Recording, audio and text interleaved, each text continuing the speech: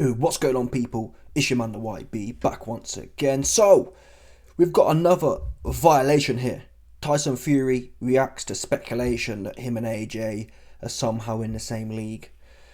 And before we get into the clip, I gotta say, I'm having an absolute mare today. I just spent an hour recording videos, and you see this pagan instrument here didn't do a lick of nothing. The thing was plugged in as well. It was plugged in, but this moody software, somehow, how can a jack be plugged in and you have to check the... It's my fault. I should have been checking. I've done this before, but you get lulled into a false sense of security. You think, oh, well, like 6 months have gone by. You just get sloppy. Normally, I plug it in, make sure it's firing, do my thing. The one time I don't check, oh, it didn't register. Yeah. What happened to old school things? You put it in, it's on. Unless it's broken. Moody ass microphone. Anyway, let's get to the bars from Fury. Here we go. Out that the way that I think a lot of boxing fans want it to. Do you think that after Undisputed and you're successful, that AJ Fury is the biggest fight in world boxing? No, because I'm fighting the fight of the century, and AJ's been already tonked twice by the little man, so he can't be involved in the question. When it comes to Usyk and AJ, so no, it's already been done on it, Frank, twice. So you can't even compare the men. So I'm fighting his. Undefeated. So he's a Slade already, AJ. So he's out of question anyway. He's not even in it anymore.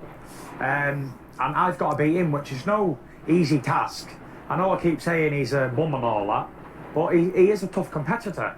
And if he wasn't, then he wouldn't be in the position he's in, would he? In a fight. So listen, if he wasn't a tough competitor, you wouldn't have jacked it for the last... Well, you jacked the February fight, fact, and you jacked a whole bunch of contract negotiations. Usyk, Alexander, I'll fight you 30% at Wembley. No, no rematch clause. Yeah?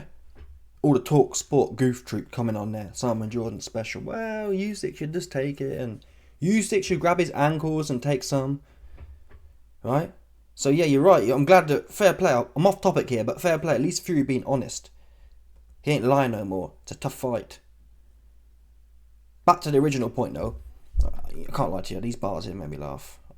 Listen, the first video I did, it was much more funny. Now I'm just trying to recreate it, but it was funny, so we're going to go back again. Peep this one here.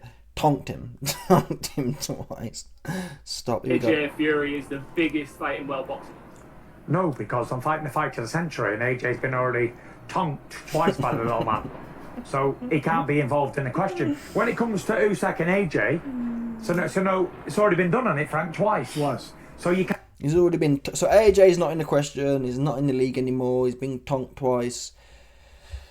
Maybe I'm a sucker for whatever it is I'm seeing right now, but I don't consider the AJ of old, or even... Listen, AJ, in my opinion, has... We have to see it against someone. We have to see AJ in a test first to be 100% sure. But the signs we're seeing, right? I said the other day, we've seen AJ in there with Helenius, who's a bum. Helenius is no better than Ngannou or Wallin. I'd argue worse. And we've seen AJ in there all nervous, and even Tony Bellend, AJ's best friend, was slacking him off. Oh, Helenius is going to get back in the fight. AJ's looking sketchy. So that's night and day improvement. Regardless of AJ being in a tough fight. AJ, in the middle of his career, after the Ruiz loss, didn't need to be in a tough fight to be scared to death. He was in a dangerous fight against Ngannou, on paper, right? That was, if there was time to be scared, he's just knocked down Tyson Fury in his first fight. He's only going to get better from here. AJ could have been thinking. Ngannou's got that power. Yeah, Fury don't have the best chin, but he don't go down for nothing. Chisora ain't put him down. Vlad didn't put him down, so he's not a complete bum. Ngannou put him down. So if there was ever a time to flap it, it would have been in the Ngannou fight. Instead, we saw like the pinnacle of what athletes, top level athletes do. He rose and took it all on. I did a video at the time, a week or so ago. AJ's pull counter. He stood there in range, whatever you want to call it, timed or read Ngannou's jab. This is in the early rounds, people. Round 1 or round 2. He had such sublime confidence. By that point already, he pulls back a tiny bit or slides his head a little bit and bangs that right hand with pure conviction. That is just phenomenal, people. Even Mike Tyson, Mike Tyson would set about you. And yeah, is Ngannou sloppier or whatever? I don't care how much of a bad day Fury was on you. If Ngannou ain't that sloppy, right? Look at Chisora. Chisora's a well-rounded heavyweight. Fury goes in there, don't train for them fights for sure, and he's bouncing Chisora's head all over the place. Chisora can't land a glove. So yeah, Francis may be sloppy, but if he was that bad, Fury would have made it clear. The worst Fury could turn up. Look at Dillian White, right? Smoke Dillian White. So as bad as Tyson Fury may have been, he weren't that bad. Yeah? So Ngannou ain't that bad. Because if he completely sucked, like any other fighter, pick a name you want. Who's Fury fought recently? Chisora. I think that's it though. It's been years, hasn't it? It's been years since he hasn't even he didn't even fight bums. He just fights no one. But the point is, Ngannou ain't that bad. Because the worst Tyson Fury would beat the lick out of Chisora. Right? Fury wouldn't have to train and he'd still box Chisora's head off. So if Fury was not training for Ngannou made it interesting. It was a draw and he won on one card or whatever it was. So AJ goes in there under them circumstances.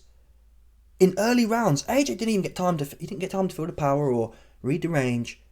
That is pinnacle of confidence, people. He's not taking 6 rounds, downloading information. He was straight in there and firing on all cylinders. The Wallin fight gave us a look into that. Some people, myself included, said it was a fluke. It's beyond a fluke now. But from Fury's perspective, he can say, well, AJ got tonked by Usyk. I don't really count them fights, if I'm honest. Because that wasn't the real AJ that turned up, right?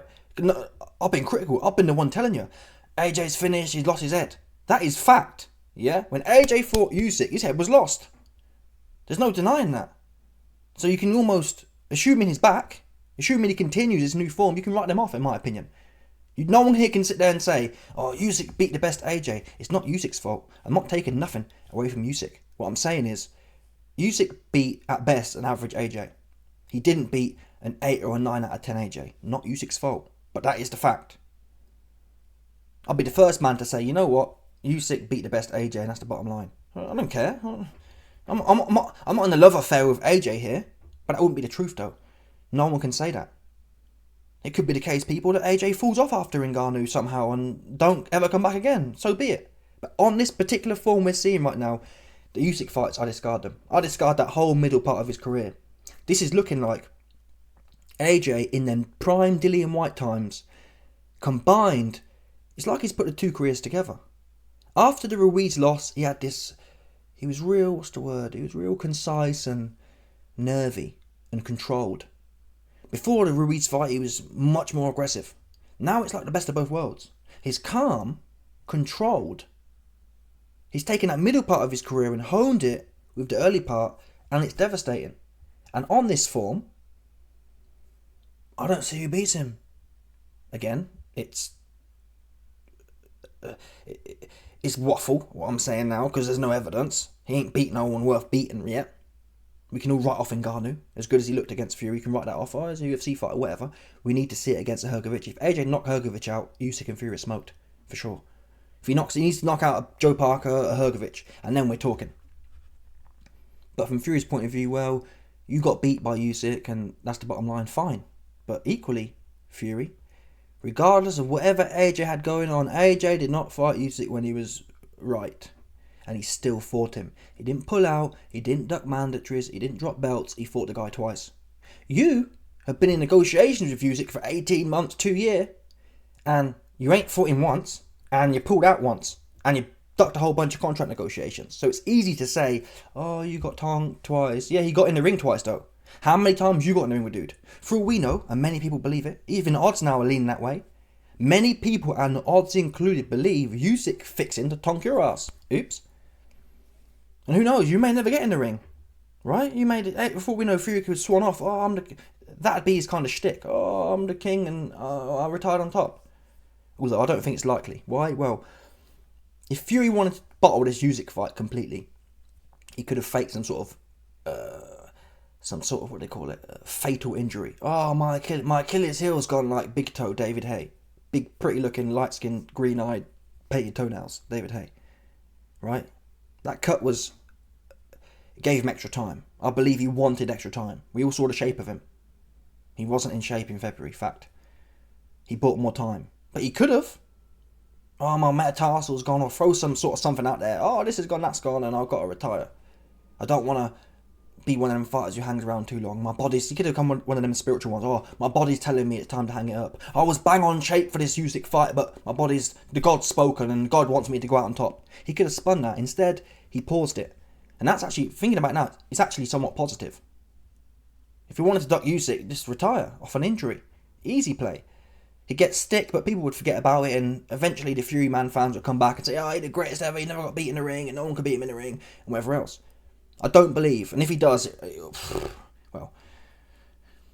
of course it surprised me, but I don't think Fury's going to, well, then again, I bet that Fury wouldn't play around with the Saudis the first time. I said, oh, if Fury signs a Saudi fight, it's on, because he ain't going to mess around. Turkey bin Salman. And he did. So what's messing him around again? I don't know though.